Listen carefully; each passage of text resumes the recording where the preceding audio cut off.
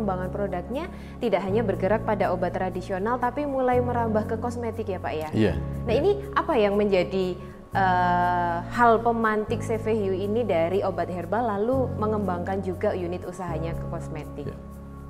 Alhamdulillah, karena di tempat kami ada tim-tim yang unggul, SDM yang unggul, yang bisa mendevelop dan juga meriset produk-produk baru. Ya. Karena memang pasar atau market ini dinamis sekali. Tantangan apa yang harus kita lihat, kemudian apa yang kita punyai sebagai sumber daya, sehingga kita bisa menghadirkan sebuah solusi terhadap tantangan tersebut.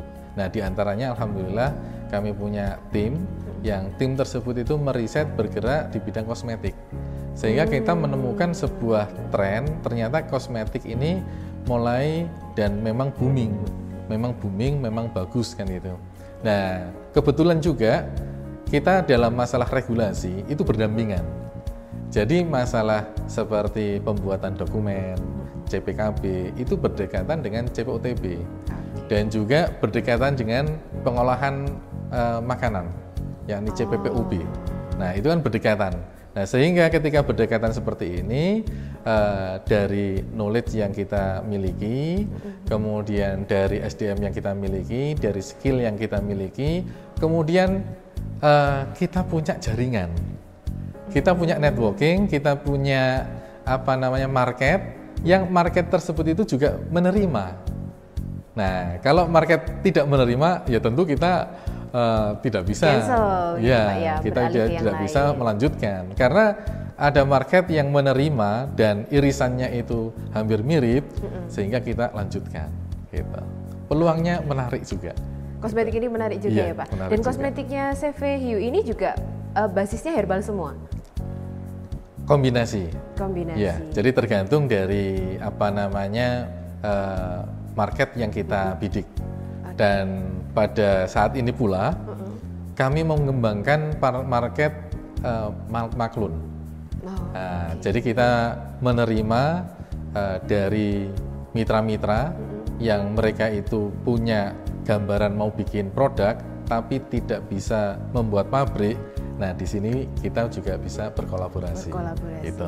Jadi mungkin itu peluang yang sangat menarik mungkin untuk Sobat Bakta Talk semua jika ingin mengembangkan produknya tapi mungkin masih awang-awangan ya Pak ya dengan regulasi, karena regulasi di Indonesia ini cukup perlu waktu untuk dipelajari. Jadi bisa mengembangkan maklun. Kalau yang maklun itu seperti apa ya Pak? Maklun itu kami yang membuatkan produknya. Betul. Mulai dari A sampai Z, sampai produk tersebut itu lahir. Namun untuk merek itu adalah milik mitra. Milik mitra. Sehingga mitra memiliki sebuah kepemilikan dari aset mereknya tersebut. Nah, ketika nanti mitra itu mengembangkan sebuah merek-merek lainnya kan itu adalah keleluasaan dari mitra tersebut. Nah, sehingga mitra memberikan sebuah kepercayaan kepada pabrik-pabrik di mana dia mau mempercayakan produknya tersebut itu mau diproduksi. Dan alhamdulillah beberapa mitra yang dia awalnya ini memang sudah punya basic kemarketingan, mungkin di digital marketing, pemain di market online ataupun juga di market jaringan, dan juga ada yang masuk ke bidan-bidan, masuk ke bidan, ke perawat. Nah, kemudian dia ingin punya produk sendiri, brand sendiri. Nah, dari berawal niatan tersebut, akhirnya kami membantu, kita kolaborasi.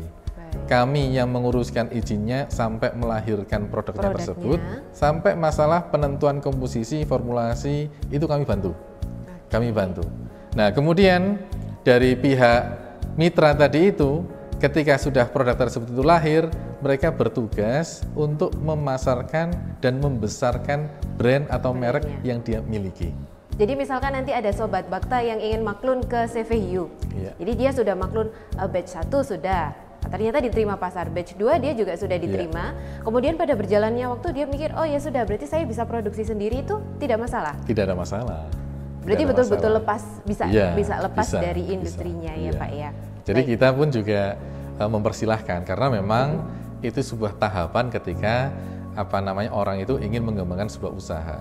Namun biasanya yang sering kita jumpai karena ada dua alam.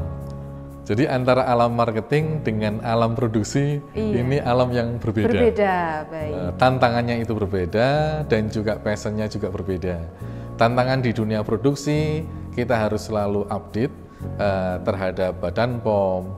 Bagaimana ketika kita itu harus mendapatkan sebuah audit atau sidak. Bagaimana kita harus menjalani CPOTB dengan baik atau CPKB itu dengan baik. Nah ini kan sudah menyita waktu fokusnya. Betul. Nah sementara ke marketingan itu kan bagaimana dia memperkenalkan produknya, kemudian bagaimana menjual, bagaimana tentang omset dan seterusnya, dan bagaimana dia punya SDM yang SDM-nya tersebut itu berjualan karena SDM marketing sama SDM produksi terkadang berbeda. Gitu. Ya, Pak. Jadi kalau yang marketing itu suka yang heboh-heboh gitu Pak ya, suka jalan-jalan begitu.